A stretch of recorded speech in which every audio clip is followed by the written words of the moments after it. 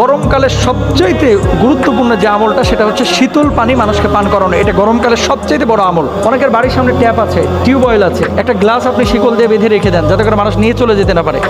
ওই পানি যে মানুষ পান করবে, ছাদের মধ্যে আপনি ছোট ছোট বাটি রেখে দেন পশু পাখি যাতে করে পানি পান করতে পারে। রাস্তার পাশে একটা পাতিল রেখে দেন যাতে করে কুকুর এসে পানি পান করতে পারে।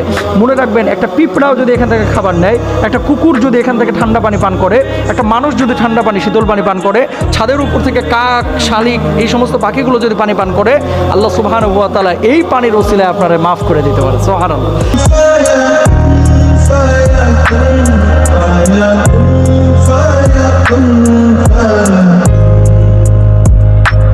Jab